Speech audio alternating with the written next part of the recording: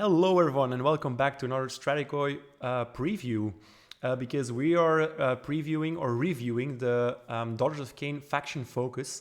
But before we head into that, Ryan, we've had a major announcement, something that we kind of expected and alluded to on the channel and on our previous videos. But we've finally got a release date for the box set. Yeah, so 2 weeks pre-order is no surprise considering the last few big ones have been 2 weekers. I'm a little bummed that it's end of June for the pre-order and then mid-July that it's coming out. I mean, everyone had predicted that, but as long as we get some rules earlier than then, I'll be relatively okay. But we were just talking about it. You said that the timing's real bad for you to get all the army rules if they come out right with the box, right? Yeah, I'm away on holiday for 10 days. I just wish I would have had the time, the 2 weeks before that, because I'm a teacher. So in Belgium, we have a lot of holidays during that time. I hope to see some indexes at the end of June already, and maybe that we can do some playtesting in the first couple of weeks of July. But I feel like that would almost kill the hype for the box set, right? I think they want to stretch it out as much as they can, just so people will feel a need to pre-order stuff, just to feed their hunger for a fourth edition. So I don't really expect them to release any indexes or anything like that before the 13th of July. Yeah, the weird thing is, what are you actually getting when you get the box? I mean, like, ultimately, we're going to all have the indexes from, the same moment.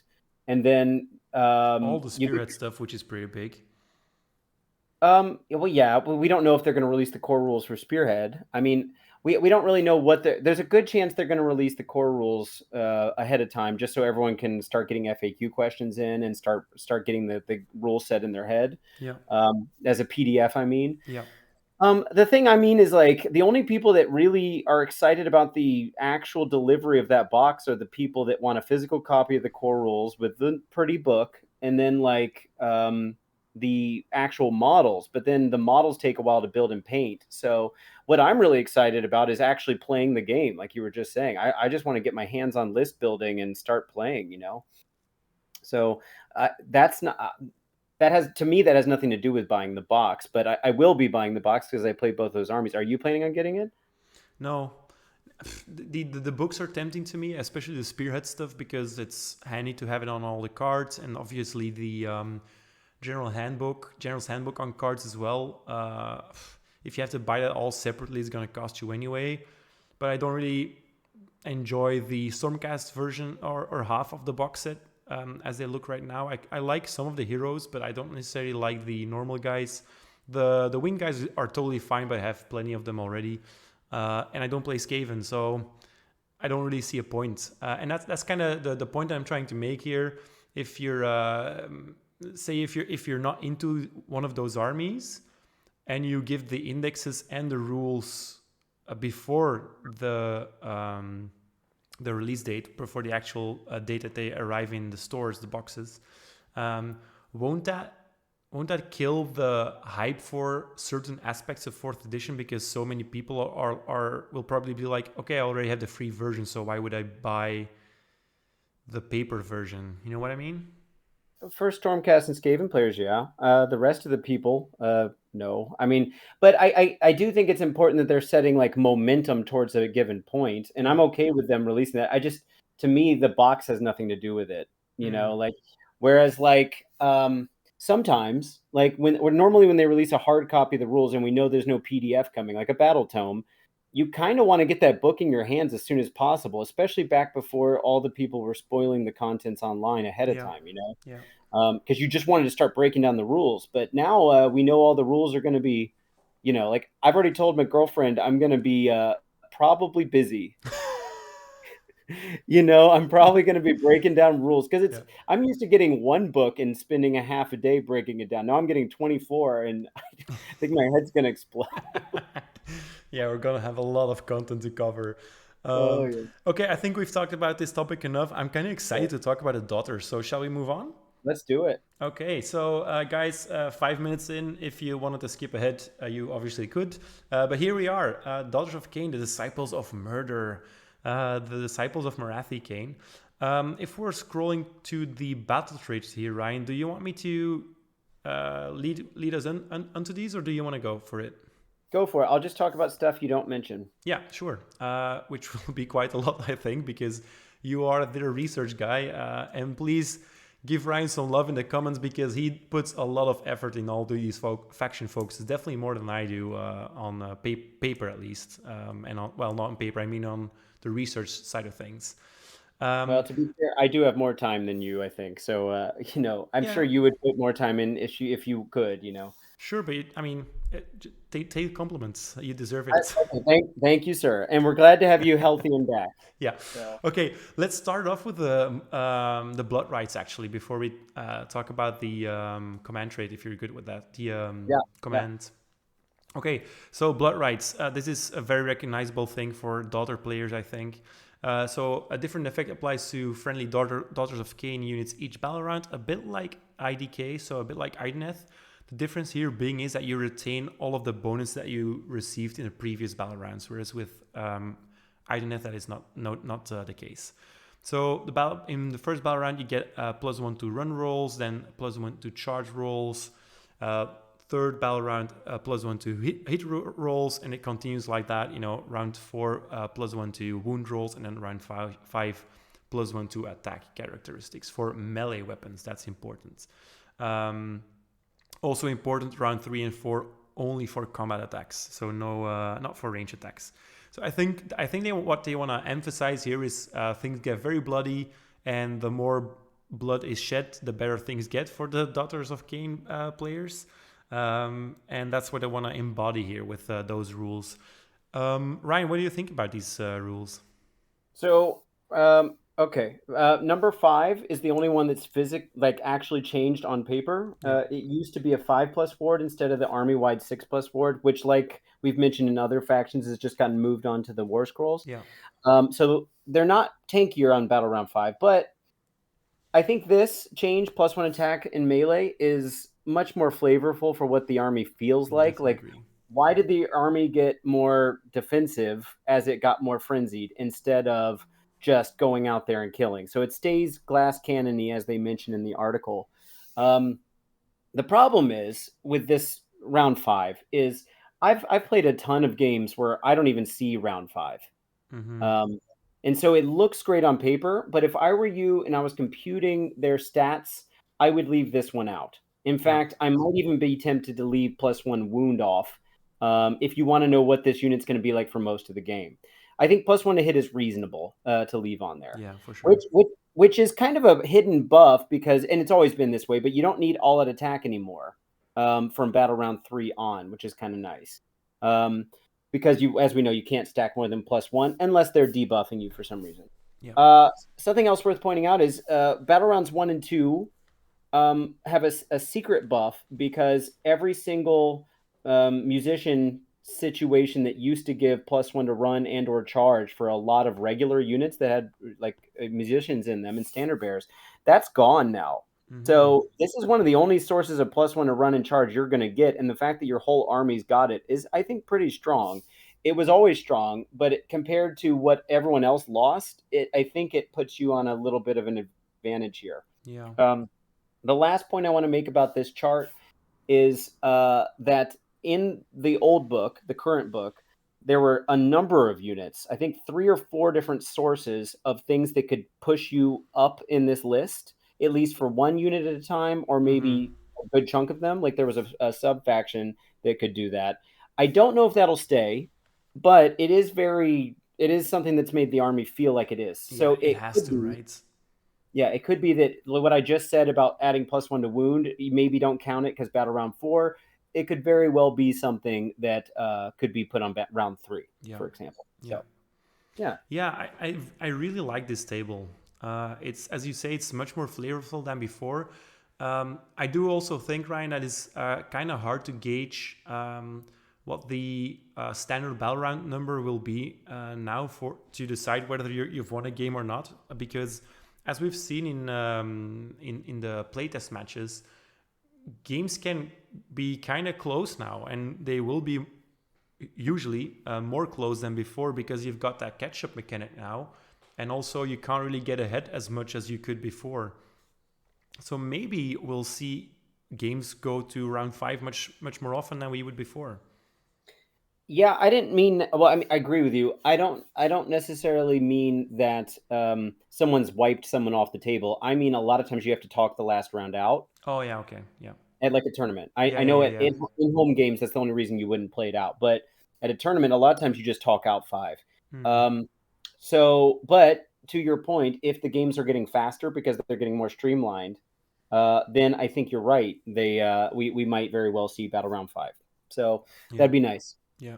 That Yeah. being said, I think in a game where when your games are closer now, but things will also still die pretty quickly.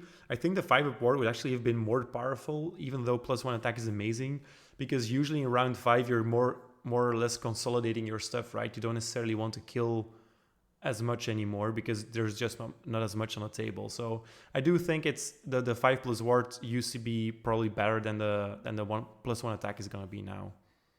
Yeah, I mean, it just leans into what the army's already trying to tell you to do, which Yeah. has been like a 4th edition trend. They're really trying to, with a lot of armies and a lot of war scrolls, but Yeah, you know. I love that it just makes sense how this Yeah, works.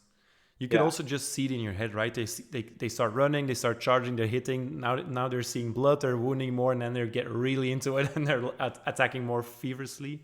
yeah. Yeah.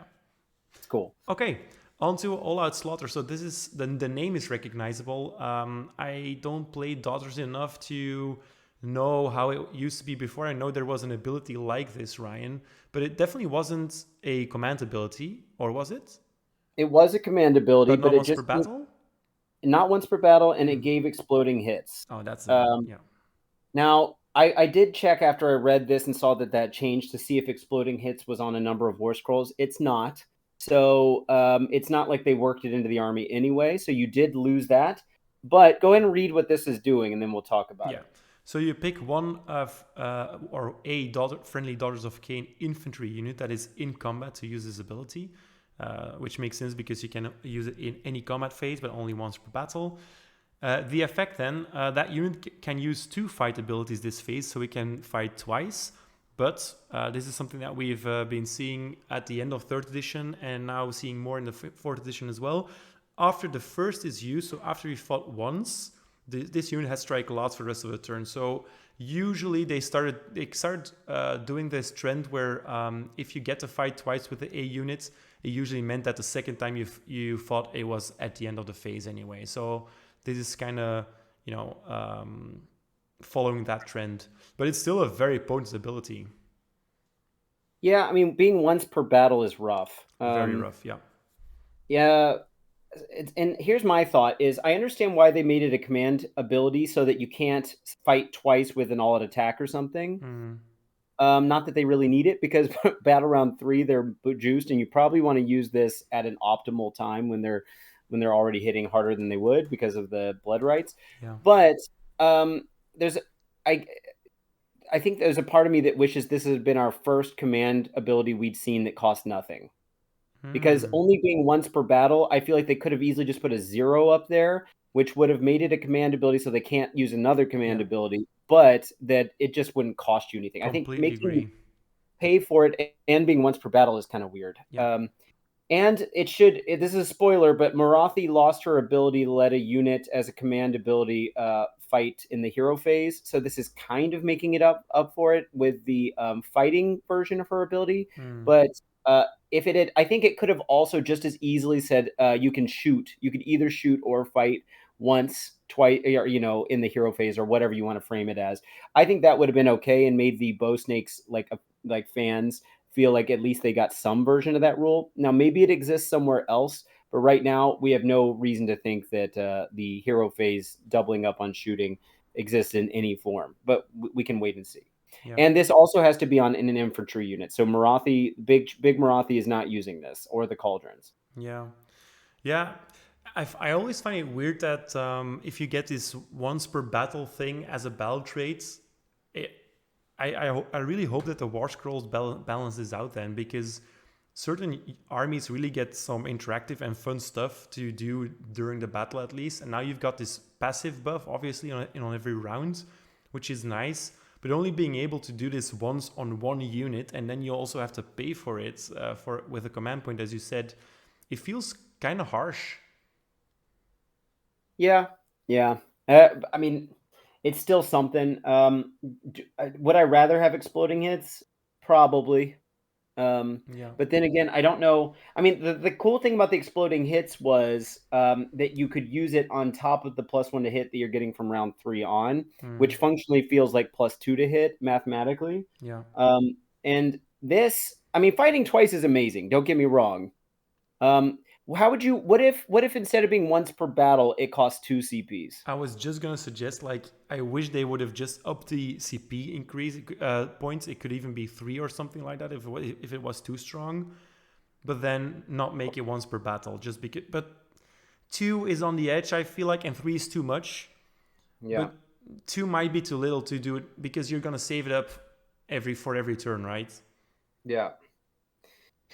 Yeah, I don't know. I mean, yeah, I think this is also a matter of having the right unit that can do this. And remember, Exactly. we can't double reinforce or triple the size of a unit anymore.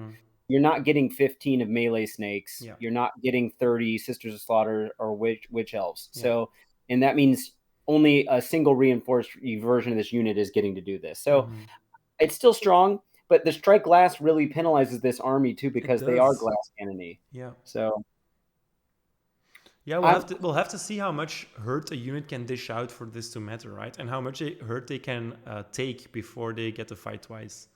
Yeah. So I mean, I'd say the jury's out, but on the surface of things, it's flavorful. But I feel like, some people might feel like it's a nerf. Yeah. Yeah. Once again, this seems like such a good ability to change from once per battle to twice per battle. Yeah. Yeah. Agreed. There have been so many instances of this. I really hope that they work that in at some point. Yeah. Who knows? I mean, this is also one of those factions. Just again, I've talked about how the ogres had that spearhead kind of leak where their spearhead box wasn't upgraded to say, sorry, Vanguard box wasn't upgraded to say spearhead. Daughters was the other army, so it could very well be the Daughters has another book coming soon. Right, that would make total sense. So yeah. Okay, let's move on to the battle formation. I do want to mention they lost a heroic action, but it was probably never used. Daughters players weigh in on this if you feel like it. It was called Battle Fury, and you had to pick a Daughters of Cain hero that's not a monster. And this is, again, a heroic action, so you could only do this once per turn. You had to give up your other heroic actions. You added 2 to the attack's characteristic of melee weapons by that hero, but it didn't affect the mount. So it was very niche-y. I don't think, of all the things to totally lose, I feel like that's the one to give up. From the battle traits that we previously had. Do you have any thoughts about that? No, not really. All right, cool. Let's go on to the stage present. Okay, battle formation time. Once again, quite a simple one, but very straightforward. Speed of the Scathborn? Scathborn? Yeah, one or the other, sure. If the unmodified, important word here, if the unmodified charge roll for friendly Melusai or Kinnarai units is 8+, that unit has strike first for the rest of the turn. Woo! That is juicy. For an army like Daughters, that's very nice. Yeah, it's a bit night haunty because it's based off of the actual roll, right? Yeah. Now, here's the thing that had just occurred to me. This is passive, but it doesn't trigger until they get an 8+, I guess. This is going to get into legalese, but that last ability that we looked at, the once per battle, gives them strike last. Let's see, that's given out in the combat phase. So I'm guessing that this, even if the timing of this triggered in the charge phase, they'd be given strike first, and then they'd be given strike last. Usually, when you have both of those effects on, you go back to striking normally. Yeah. But it says after the first is used, it has strike. So I don't know. I don't know if those balance each other out, and I don't think they mentioned it in the wording here. But what if this faction made it so that you got to do a regular fight and then you got to choose again? But that would be good. Yeah. So that might be what's going on here. Mm-hmm. It would make sense because the ability is red, so it would trigger in the combat phase, not the charge phase. Yeah. I mean, in any case, the wording usually means that they cancel each other out. So Yeah. we'll have to see what the core rules say Yeah, so about you that. would have strike first from uh, your what's it called? The From your first attack? command ability, and then Yeah, the yeah. strike last from that command ability would be cancelled out by this strike first from your battle formation, and thus, if it's your turn, you would be able to choose this unit once again as your first pick for normal combat units, right? Yeah. That is my understanding if Yeah. that's how those work. Mm-hmm. But Mm-hmm. again, it's hoping that you get an A plus. Now remember, your +1 to charge that you're getting from the blood rights doesn't count towards this. So Yeah. you'd actually have to roll a hard 8 plus, Mm-hmm. but it's I still would be not fine with impossible. that. I think that's cool.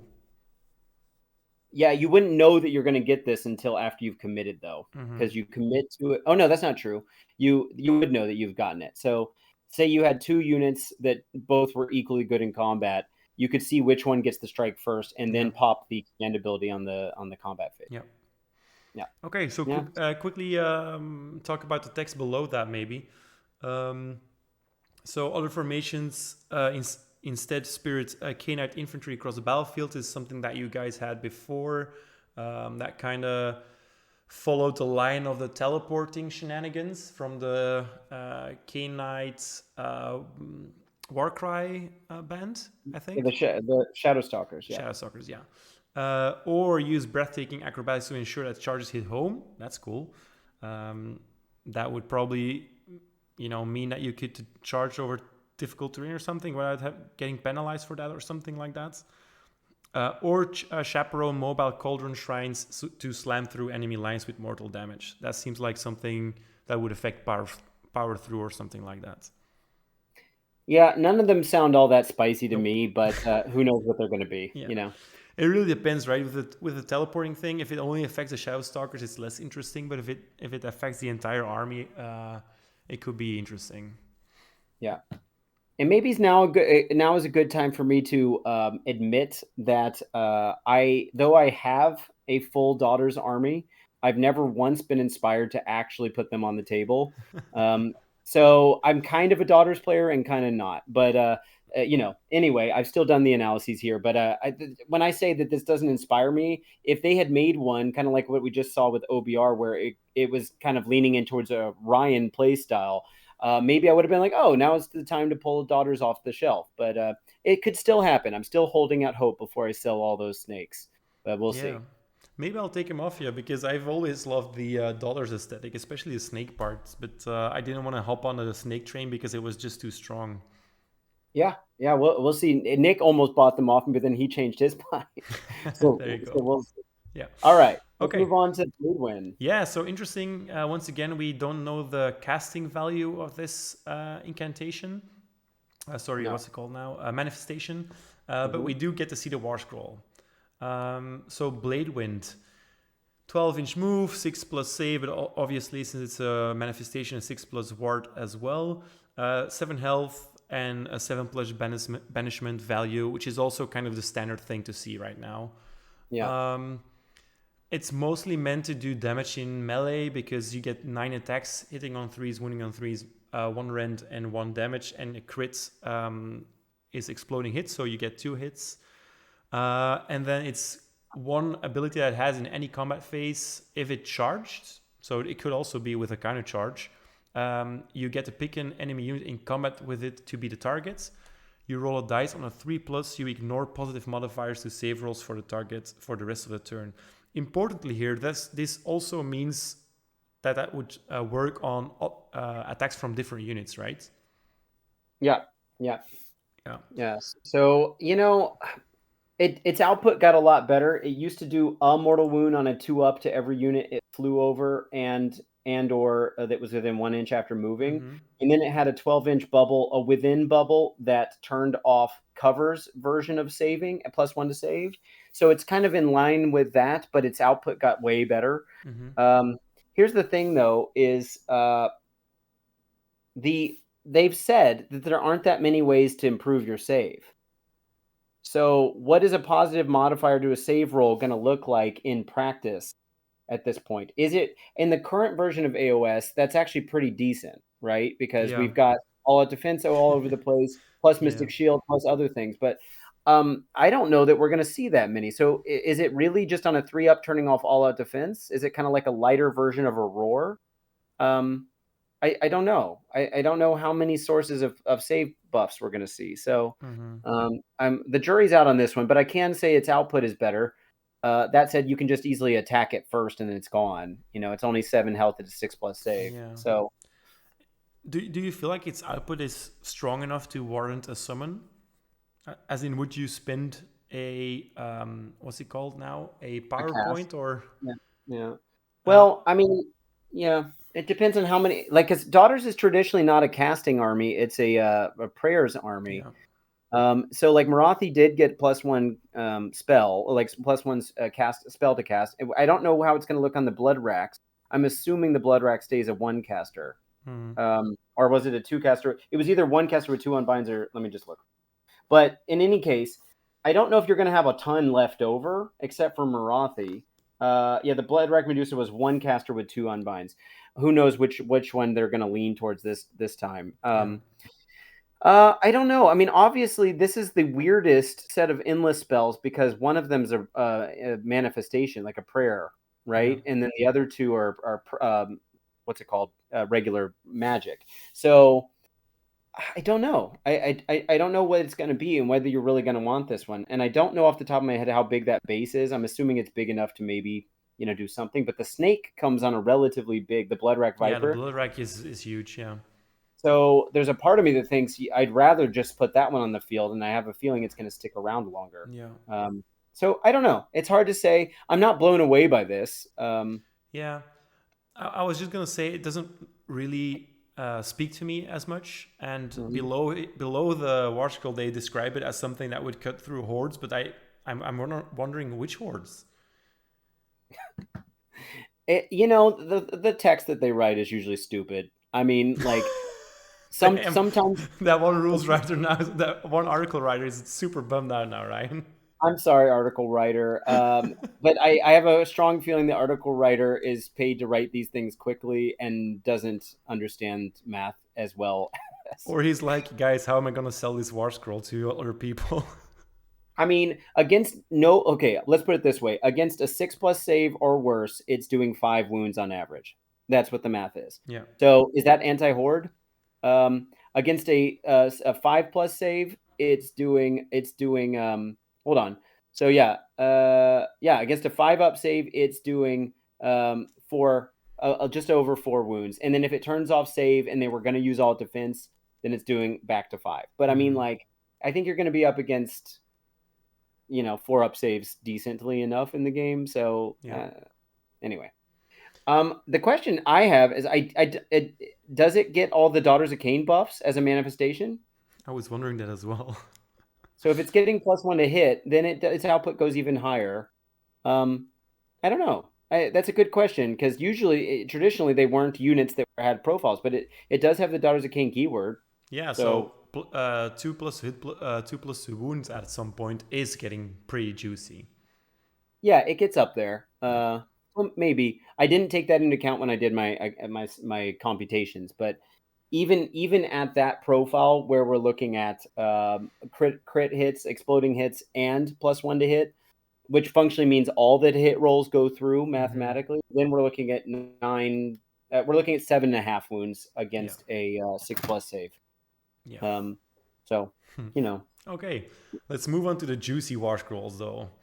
Yeah, let's do so it. obviously we get, well, I say obviously, but some articles haven't included their godlike models. But we do get to see Morathi KHAINE and the Shadow Queen.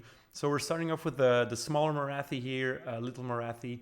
6-inch move, 5-up save, 6 health, 2 control value. Kind of a decent melee profile that they melted together here. 5 attacks, 3s, 4 to wound, but 2 rend and 2 damage is pretty nice, right? Yeah, I mean, she was doing D3 damage before on her main attack. It depending on what kind of save it is, it got worse than what it was, because it used to be 2 2 2/3 wounds at -2 before the save, and then 2 2/3 wounds at -1. So now it's 3 1/3 against with a -2. So it just depends on what she's going up against. But she was never meant to be in combat really anyway, because she lost a what's it called? To wound here got one worse. So it ends up being a little less. But it's fine. Yeah. Let's quickly look at the bottom of the war scroll and working up then, because she's a war master, obviously unique and hero, 3 cast wizards, infantry still, and a 6+ ward as we expected. But then the abilities begin here. Sorcerer Supreme, +1 to casting rolls. This used to be stronger, right? Yeah, you know what? I need to take back something I said earlier. She used to have, because I quickly looked at the book. She had 2 unbinds before, but she always had 3 casts. So my apologies, guys. She did get 1 extra unbind. But sorry, I'm just noticing that. What was the last thing you said? Is the what did you just ask me about? The casting value bonus that you get here. Wasn't it stronger before? She had a casting bonus, if I'm not mistaken, in the book before the 3rd edition book, and then she lost it, and now she's got it back. Okay. So I mean, it's good, but yeah. Okay, and then 2 recognizable things here on our scroll. So 1 soul, 2 bodies.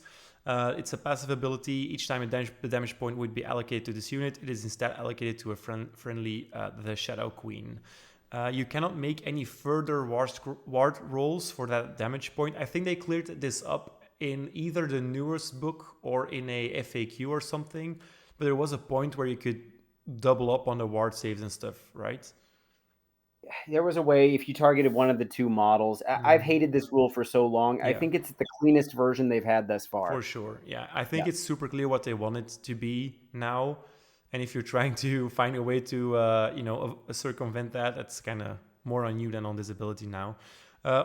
As a god model, she can't be just automatically destroyed. She'll just take the 3 damage points, which is the maximum that you'll want to do to her anyway because of the Shadow Queen's Iron Heart rule. Interestingly enough, once again, ward rolls cannot be made for those damage points. And you destroyed this unit if the Shadow Queen is also destroyed. So that's her 1 soul, 2 bodies thing. Yeah. More or less the same as it was before. Yeah, but her save got 1 worse. And so if you're going to try to kill her, you try to get rid of this version of her. Yeah. This version will have the guarded hero rule, though. So that's something. Yeah, and if there's a bodyguard unit in your army, she gets a 5+ ward, so... where are you getting that 5+ ward bodyguard rule from? Is there something I'm missing? What we've seen from war scrolls that used to be bodyguard rules, they now have, if they're within a certain range of a hero, they get 5+ ward, and the hero also gets it. Sure. If that, yeah, I mean, but those were in line with something similar that they had going on in their old books. I don't know that Daughters has a rule like that. I wouldn't that's what expect. I meant. If you have, or if you get a sort of bodyguard-esque unit now, then maybe you'll be able to give her a 5+ ward, but that's a big maybe. Sure, but my point is that because they're keeping somewhat consistent with how the rules used to be, there are some bodyguards in the game already that have a 3+ bodyguard or a 2+ bodyguard, like in Soulblight. So I wouldn't assume that a bodyguard means a 5+, but so it could very well be that she has even better than a 5+. That said, again, it would only apply to the initial set of attacks that go to her, not the ones that get passed on. Okay. Right. So, yeah. Okay. Keep going. So spell. So her spell on 7 to cast, for her it'll be a 6 because she gets the +1 to casting rolls. Mirror Dance, such a cool ability. If a friendly Shadow Queen is on the battlefield, which it should, make a casting roll of 2d6.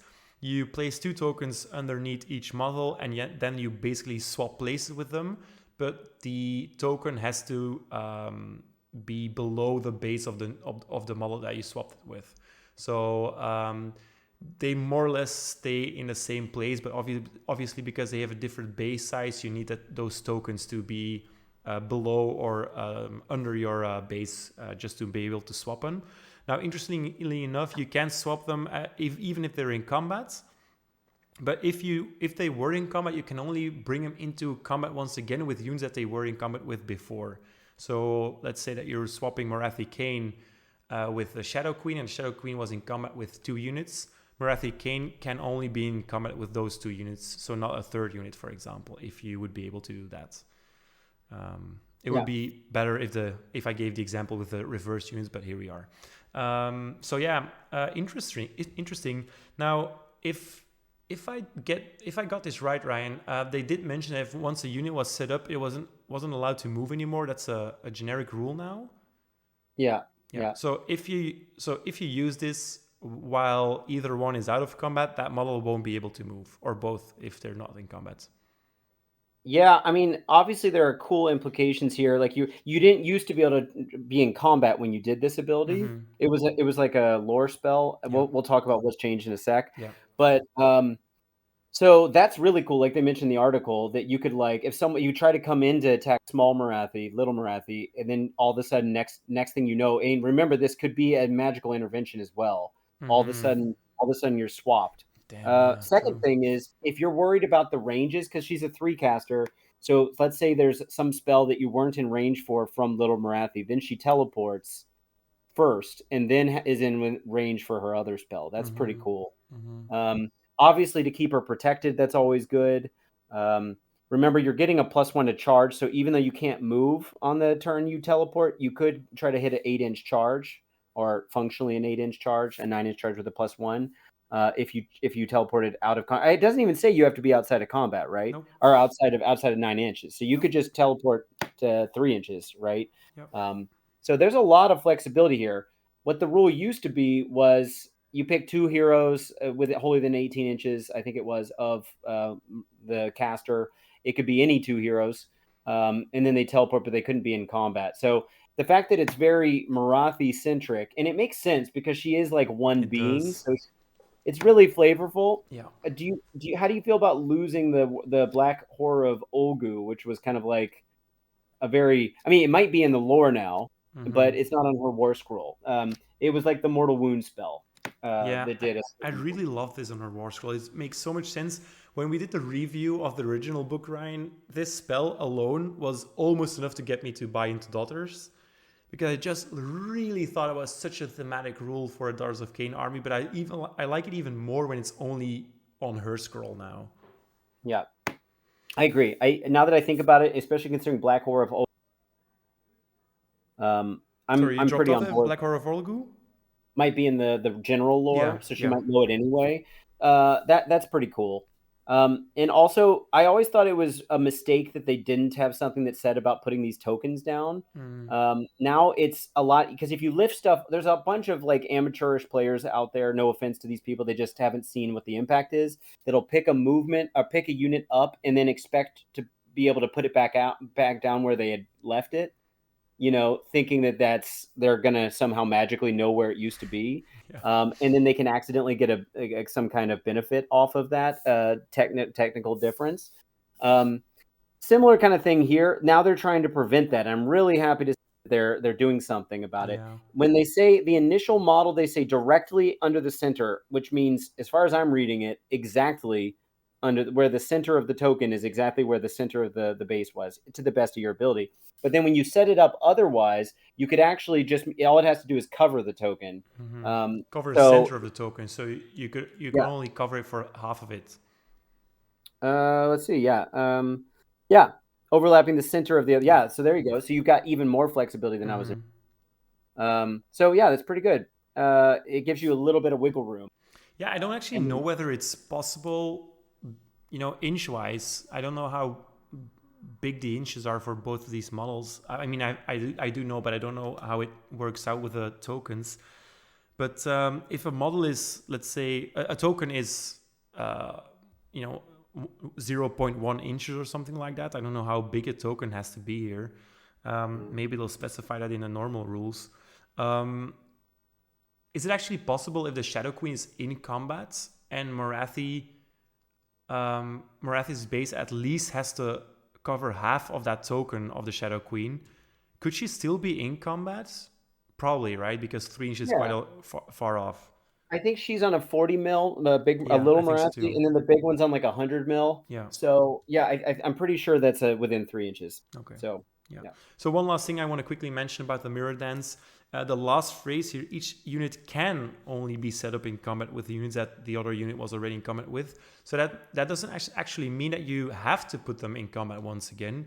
It means that if you do, it has to be, it can't be more than they were in combat with, but you could do it with less or even with no units if you manage to wiggle out of that space there. Yeah, for sure. There's a lot of flexibility. I think this is a really cool rule. Super cool. It's the big nerf that she's getting is that she can't use that command ability anymore. That's the. But honestly, it made Morathi an auto take in certain lists that I just feel it was too strong. It was the one that lets you shoot in the hero phase every single hero phase if you want it for a CP. We'll do an overall rating of the Morathi and Shadow Queen after we've seen the other War Scroll, obviously, but I do agree with you that she doesn't feel as much of a force multiplier anymore as she was before. Yeah. Which I think fits her lore because she's so arrogant and, self-centered anyway. Yeah. And in line with her losing a point of save, she also lost her -1 to hit, or just -1 to hit effect. Mm-hmm. So she's a lot more fragile now, and I think you're going to need to guard her at all times. For sure. All right, let's move on to the big one. Yeah, so Shadow Queen. We quickly talked about this, or briefly talked about this War Scroll Ryan before we started recording. And, my synopsis was super simplified, but very clear what she wants to do now, if that wasn't clear before. And you kind of agree with that, right? This is the least nerfed monster we've seen thus far, because she doesn't have a damage bracket. Yeah.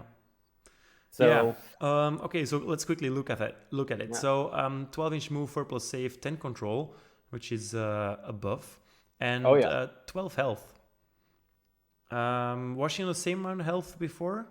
Because there's always 4 turns of 3 damage. Yeah. Before we look at the weapon profiles, I do think that we have to talk about the Iron Heart of KHAINE, which you just mentioned right now, because 12 health and 4+ save might not seem like much, especially because she only has the 6-up wards, but she can only take 3 damage points each turn. So any damage points allocated to her that go above those 3 points are just ignored or lost. It's important to know that she cannot heal those damage points back, but that does mean that she'll live at least for 3 turns and at the soonest die the 4th turn, right? Yeah, that's correct. Okay. I'm gonna take back what I just said because I wanted to double check. This is not the first monster we've seen without a damage bracket, but it's one of only a few. The Warp Seer, the Vermin Lord that was in the game, doesn't have a damage bracket, strangely, and Severeth, and there could be others that I haven't seen. Severeth is now a monster, so I wasn't automatically seeing it. Yeah, he's a monster. Okay.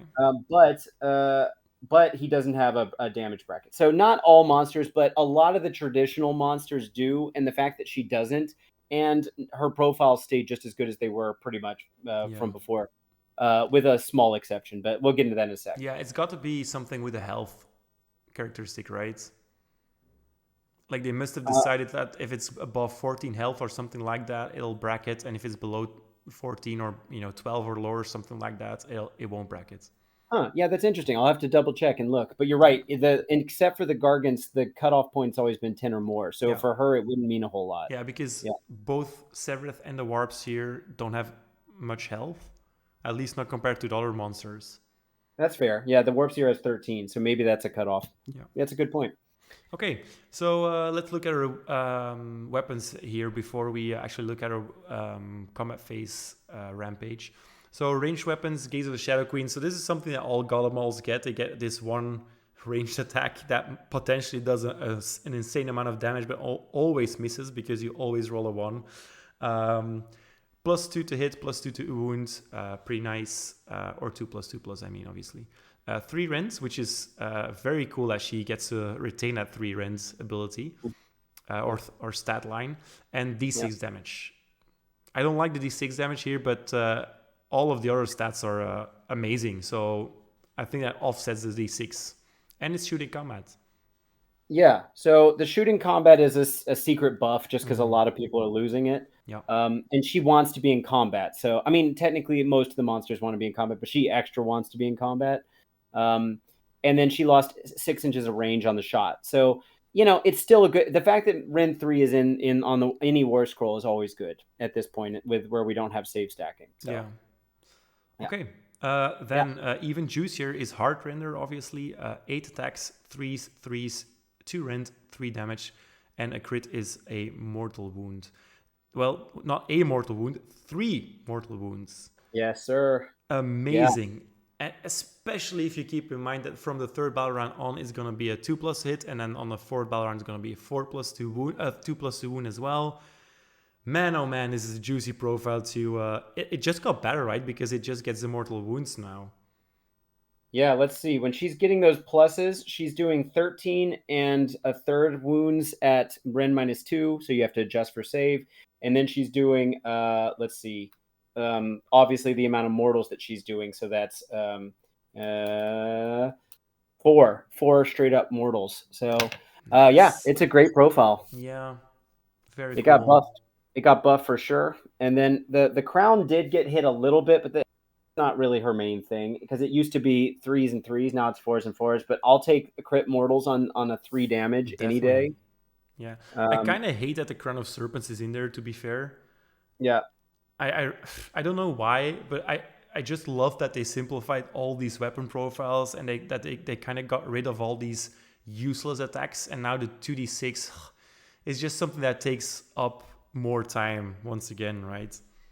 Yeah, I mean, it's even if they got totally rid of it and kept everything else, it would still be a great war scroll for sure. Yeah, because like her heart render, am I right about this? Yeah, its attacks used to bracket and the tails damage used to bracket, and now not only do they not bracket, but they're on their best bracket from before, it's which so is good. just fantastic. Yeah, and the Venom Tail is also something that's so juicy to just throw out at a hero, right? Like, Yeah. I'll quickly stab him and maybe I'll kill him. Why not? And remember, Battle Round 5, if you get there, she's doubling her output on the tail. So, yeah. So. For the new Daughter of Cain players, she won't get to fight twice though, because that's only on infantry models, so that wouldn't work on the Shadow Queen. No. Okay, yeah. So, I mean, it's so clear that she wants to be in combat. She's gonna be a beast. Not as much as a force multiplier anymore, because even though her next ability, which we'll look at right now, is still multiplying the force of the army a little bit, she's not as reliable at doing that as she was before, right? No, not at all. Okay, so her rampage, again, with these rampages, you usually see the once per turn army thing. It doesn't really make sense for me in this specific case, because how many Shadow Queens are you going to have? But, sure. I think they'll just do this because it's a thing that they do. You get to use it in any combat phase, and it's a rampage ability. You pick an enemy unit in combat with this unit, and you roll a d3, and on a 2+, so that means on a roll of 3 or 4 on a d6, you inflict an amount of mortal damage on a target equal to the roll. If any models are slain by this ability, for the rest of the turn, add 1 to the attacks characteristic of melee weapons used by friendly Kinnerai and Melusa units while they are wholly within 12 inches of this unit. Cool. Yeah, I heard that there was this one guy who wanted to buy the roll and use it to his advantage in certain cheating situations, but technically, well, fuck you, right? No. But no. We technically that's always been a weird thing, but we'll see soon enough whatever they're going to rule on this thing. Yeah. But in any case, having to kill a model here to trigger this is the real death knell for this ability. Yeah. It lost 6 inches of range, but it's just not reliable. I mean, and the sad thing is that means that if you want to get that buff, she needs to go into screens. Exactly. And and there's only a 2/3 chance she's even going to kill one if they've got wounds characteristic 1 or health characteristic 1. So I don't know if it's worth it. It depends on how much are you trying to keep your Melusai and Kinnerai around her? I don't know. So it was enough on the 2+. Yeah. That's enough. She doesn't have to kill stuff. You either do D3 damage and you kill stuff, or you have it proc on a 2+, but you don't have to kill stuff. But don't add two of those things in there. It's just, why? Yeah, it just makes it a lot harder. And then it doesn't live up to what she probably wants to do. I see Morathi wanting to go into juicy targets, not into Exactly. screens. Yeah, So and I don't like these abilities that have these different layers of, am I actually gonna get to use this ability? Because it makes it so hard for both the opponent and yourself to gauge the usefulness of a specific war scroll, right? I kind of wanted this 4th edition thing to be like, okay, I understand Morathi, if the Shadow Queen, she's gonna want to fight big things or tough things, and she wants to delete them. And if she gets into weaker stuff, she'll buff her Kinnerai, maybe something like that. But wouldn't want it on a 2+, or a 3 or 4+ actually on a D6. yeah, it's a weird ability. I mean, I'd rather it be a command ability, honestly. So that at least you had it on demand. Yeah. But Yeah. it is what it is. Mm-hmm. Okay, but yeah, overall, I think we both rate her quite highly. Obviously, again, depending on her points cost. But if she remains somewhat the same points, Ryan, do you think she's worth it? I definitely think she should be less points. Because even though you've got this big old monster that's doing a crazy amount of damage, I don't know that she's the centerpiece for your army that's like making your army tick she once was. Yeah. And so I think she's just a real flavorful choice. And if you want to take something that can go base and do some cool casting, keeping in mind that I still don't think that Bloodrack Medusas, your only other caster, if I'm not mistaken, are going to be 2 casters. So if you really need to rely on magic, she's going to be your main way to do it. And I think secretly, one of the things we need to see still is Mind Razor. Yeah. Which has been a crucial spell for this army. And then when we talk about the Sisters of Slaughter next, there'll be another ability I want to talk about. But if Mind Razor is still the linchpin thing it is, then I think it really raises her value. If it goes away or stops being as good as it used to be, then I think maybe you're not depending on having a wizard in the list as much. So I think that my jury is out on how essential she is, but for the moment, I definitely think she's fun and you're going to have a good time using her. So, yeah. Yeah, interestingly enough, I don't think it'll matter because the Morathi KHAINE is obviously a War Master, but this War Scroll doesn't get that. Well, you don't need 2 of them because I have a feeling she'll only count as 1 in her own like in her pitch battle profiles, whatever those look like. When you put her in a regiment, she'll only count as 1 model. Oh yeah, I'm pretty sure that'll be the case as well. But imagine that the War Master might affect the range of certain command abilities. Well, it's on all the command abilities now, I guess. So yeah, I think thus far, I think all it does is mean you have another general. Yeah, probably. Yeah. Okay. And that they can take anything they want in their regiment. I think that's the understanding. Yeah. Okay. Sisters of Slaughter. Yeah. Do you have a strong opinion about this unit? I always hated their aesthetic. I still do. As much as I love their other version, the Witch Elves. Yeah, the Witch Elves. I really love the Witch Elves, and I really dislike the Sisters of Slaughter. I don't really know why. Their profile doesn't seem amazing to me, Ryan, but maybe your mathematical side tends to have a way to convince me. So why don't you take us through this War Scroll and tell us what you think about it? Sure, thanks. So I almost caught myself out with this, but I caught on as I was in the middle of processing it. But there used to be 2 different ways you could take them, with shields and without. Yeah. This says in the description it's with the shield, so I don't think the other one's gone like we did with the Fire Slayers you pointed out. I think this is just the defensive version. So maybe that'll explain part of why you feel that way. So it puts them at the same save they've always had.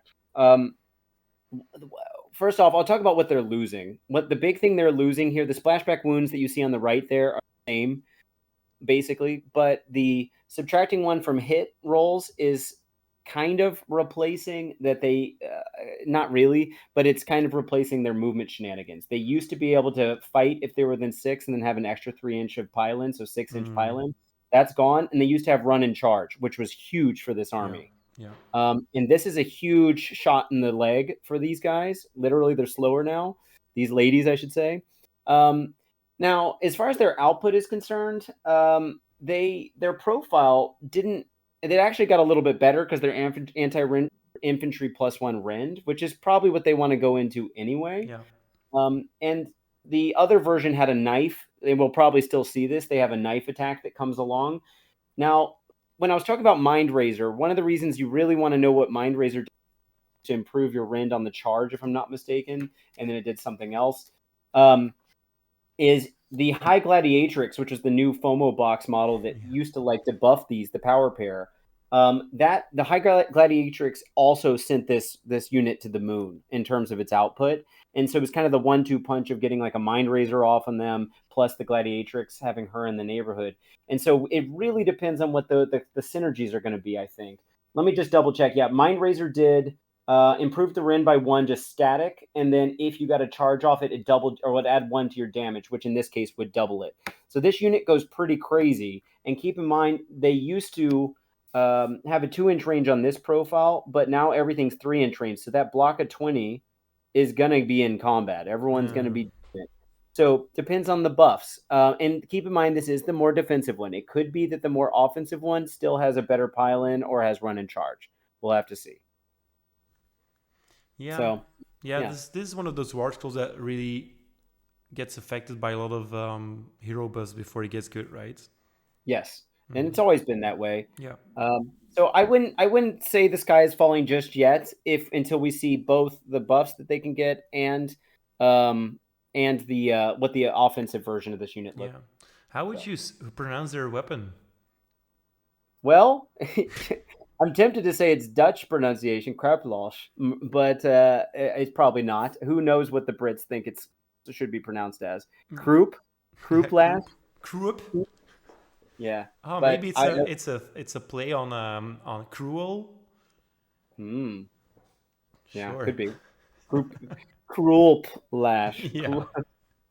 I don't know. Okay, on to the Heartrenders. Yes. Now this unit did get a bit of a buff here because they lost 2 inches of movement, which is big. And honestly, a lot of the units that had 14-inch move have been pulled down to 12. Mm-hmm. There aren't many units with 14 inches anymore. Yeah. So, and in fact, the Tzeentch units that have 16-inch move, I wouldn't be surprised if they got pulled down to 14. Yeah. You know, so I think a lot of movement's being pulled down a couple inches here. But anyway, so they lost 2 inches of move, but they doubled health.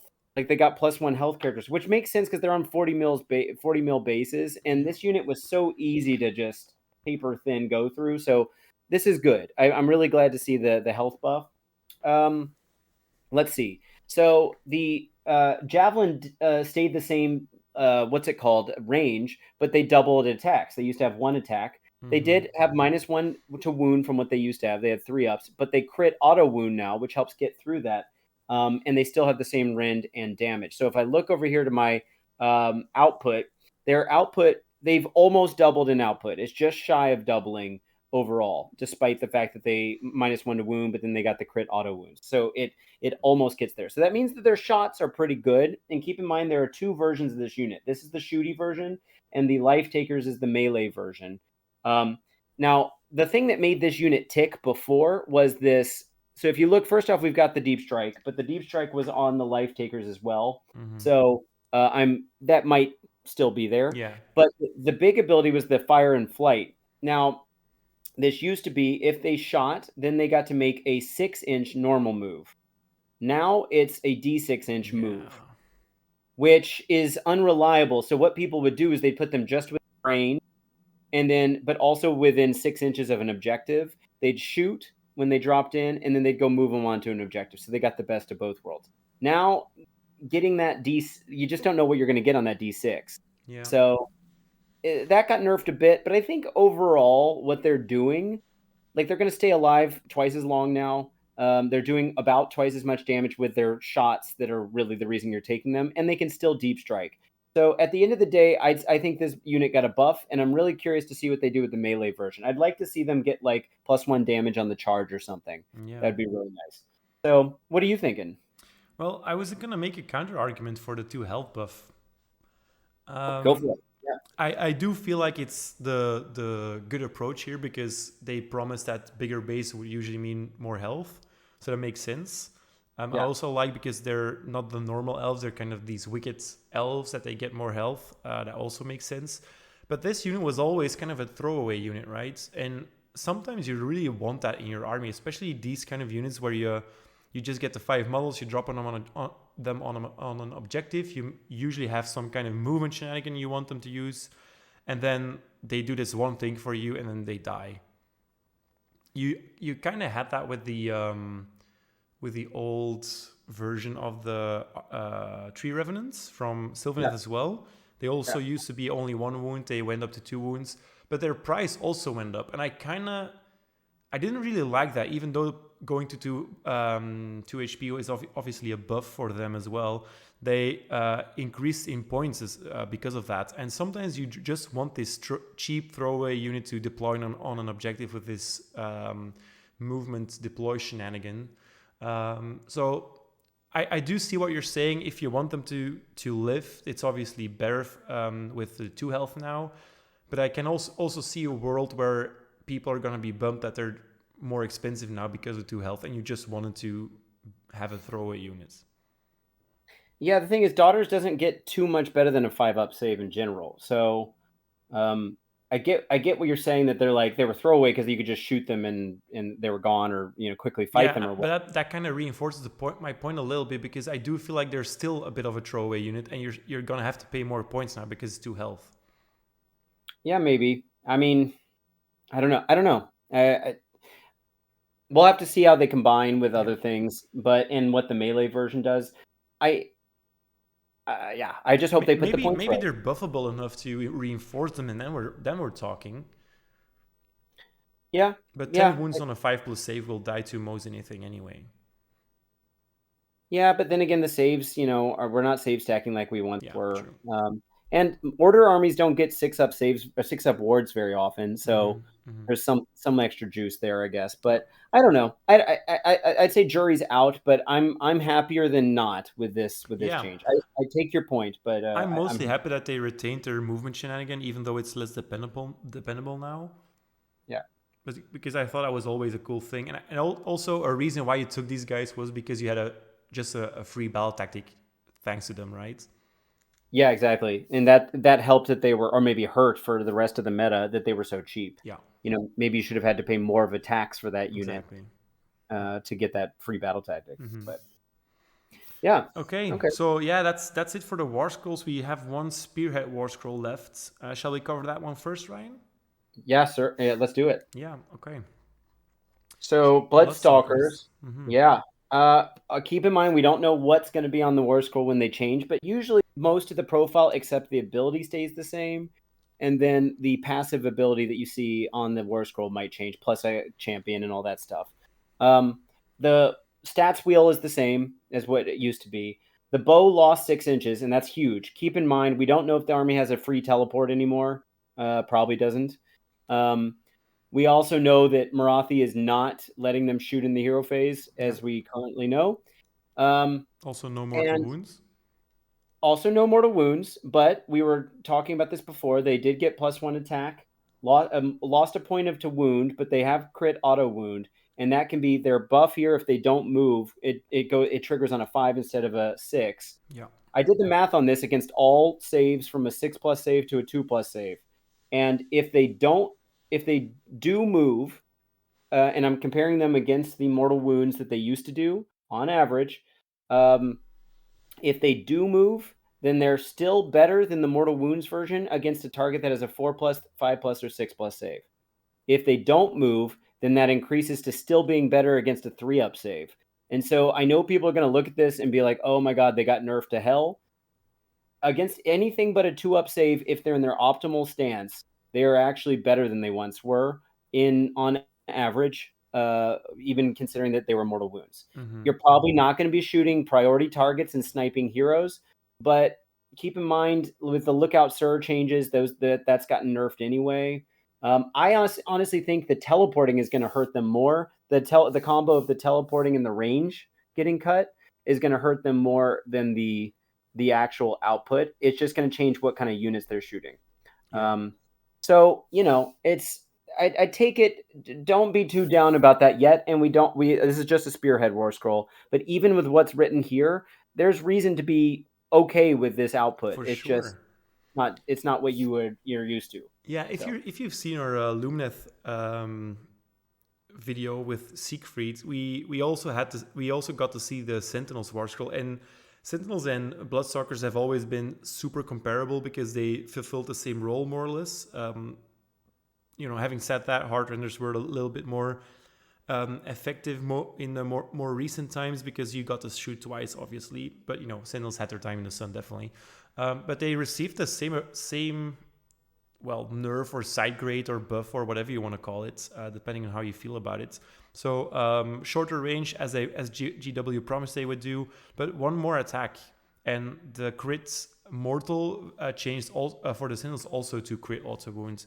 So I kind of wonder whether that's just going to be a ranged thing, that they want to get rid of mortal wounds on a ranged attack, which makes sense, I think. yeah. Because if a model with a ranged attack gets the crit mortal on it, it at least makes it feel a little bit more special, because you have to be a really good archer to mortally wound someone with one arrow, right? Yeah. I So mean, keep in mind. Yeah, go for it. Go yeah, for I it. kind of like the auto wound thing, so I wouldn't be surprised, and I wouldn't even be bothered, to be honest, if they kept it exactly as it is now, as it is stated here or written here. Yeah, I think there would be another ability on the War Scroll. It's not just going to Yeah. be 100% this, but uh, who knows what that'll be. But now, I mean, keep in mind what you just said about mortal wounds and shooting attacks. Krondus, I've been looking at his thing recently. His breath attack used to be mortal wounds, and now it's just a normal profile that's got good rend and like a Mm-hmm. good damage profile. So that makes me think like the dragons, the Storm Drake Guard, are also going to change to something similar because they usually had a similar ability. Meaning very few shooting attacks probably are going to, very few of them are going to do mortal wounds anymore. I think, are mortal damage. I Yeah. agree with you. I think that's probably the direction we're headed. So The thing is that just so, in AOS, mortal wound range damage has been such a big part of AOS 3 that it almost felt like shooting heroes was more of a thing than shooting units, yeah, while historically is the other way around. If you're trying to hit one guy, even with a full archer unit, that's going to be so difficult to actually hit that guy, especially if he's surrounded by other units. And so ranged units were usually meant to thin out hordes. And I with the auto wounding thing, it doesn't reward you for targeting better safe models, right? Like heroes. It just rewards you for hitting anything, yeah, which I kind of exactly. like. Yeah. So, I'm okay with this War Scroll, especially if that's the direction the things are going. And I think they should be less points for Yeah. what it's worth.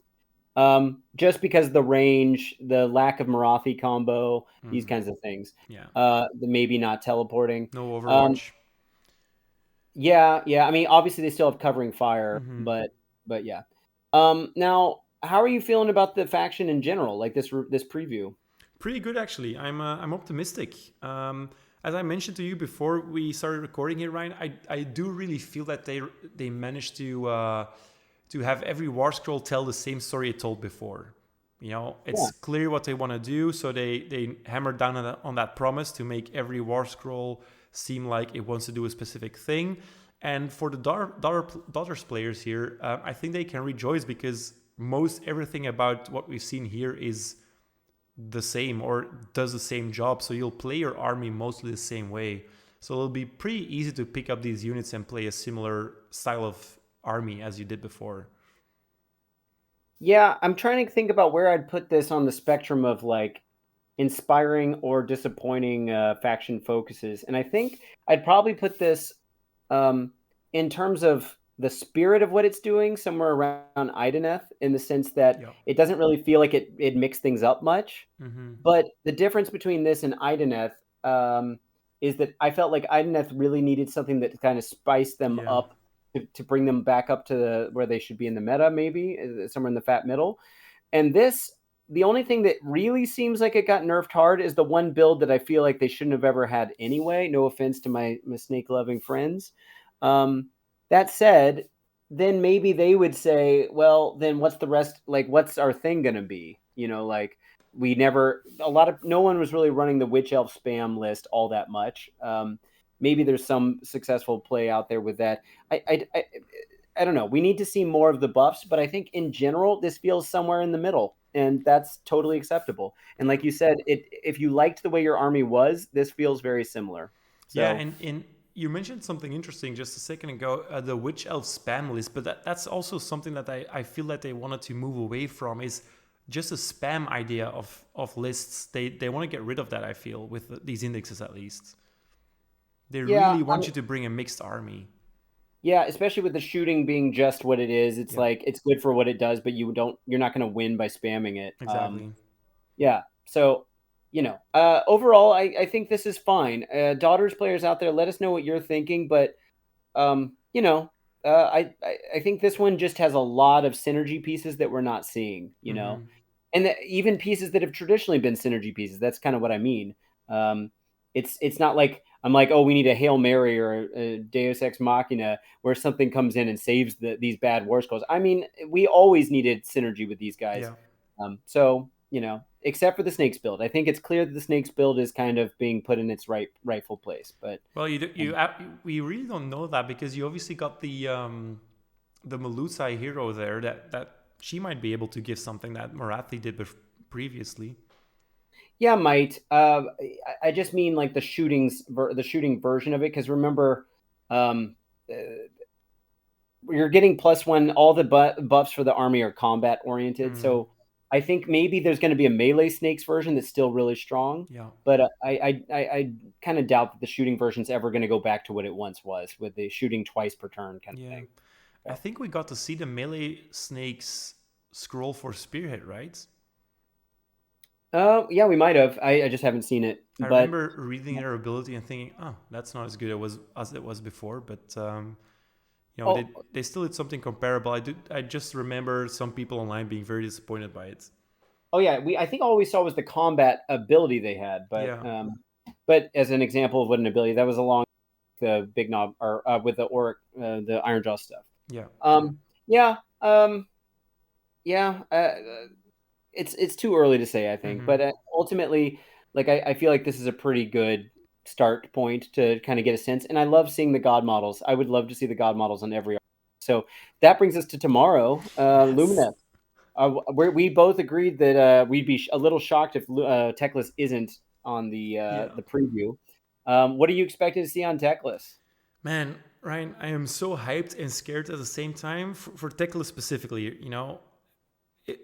After seeing Morathi now, um, her war scroll was something that was very easy to identify as a melee thing. Mm-hmm. But if you look at a different god model that we got to see, like for example, Kragnos, also very easy, but Nagash less easy. They made Nagash more of a casting thing, and his damage is also still okay, and he has this once per game resurrection ability. But I think with Techless, I fully expect him to also nerf his force multiplier thing. He probably won't give +1 to casting anymore all around him. He probably won't bounce off spells anymore. But I'm pretty sure he'll retain his ability to cast 4 spells, or 2 or 1. I kind of hope that they give him 2 spells on his War Scroll in return, because I don't see us getting a second lore as Zinj did. Yeah. But I don't want to get into detail too much about it, but that's what I expect. 2 spells and him retaining his 4 casting thing. Yeah. You want to quickly predict what the other units we'll see will be? I want them to give us Eltharion, but I think they'll give us Lyrior, Okay. because he was unpopular before. And I think they'll mostly give us Venari stuff. Sure. Yeah. Usually we see, like, I don't think that we'll see Venari. I doubt we'll see Sentinels and Wardens on the same one, unless one's a Spearhead War Scroll, but that wouldn't really be new, right? No, we have seen all the Spirit War Scrolls. Yeah. So we're going to see a Spearhead War Scroll. So they'll show one of those, and then they probably won't show the normal version Yeah. of the other one, of that same one. I expect Wardens and Dawn Riders. Okay. Yeah. That could be fun. Maybe an Endless Spell. Yeah. Please, Yeah. Sanctum of Ammon talk. I need to know. But Ryan, Yeah. they're gonna show us a temple. Yeah. The temple is really fun, though. It's too cool not to show, so they're gonna show us a temple. Yeah. For those that don't know why we're saying we're disappointed by that, is because we've already seen it basically Yeah. on the one game that got played. But Mhm. anyway, we don't need to keep going. But since this is a Lumineth channel, sometimes Yeah. it seems like a fun one. That means probably next week we're getting Sylvaneth and Seraphon. So Also, big hype. I mean, all of my armies are coming now, so I fully yeah, expect Soulblight to be this Friday as well. So yeah, yeah. Friday would be the day. Yeah. So anyway, guys, we're gonna wrap this up. Enough prognosticating. Thanks everyone for following along, and we're more than halfway through these videos, so we can't be more psyched about what's yet to come. And then with the preview or pre-order announcement, we're even more certain of how this is all going to play out. Hopefully, we'll get those core rules soon, so we can start maybe playing something. But anyway, guys, thanks so much, and until the next time, Ryan and Jonas out.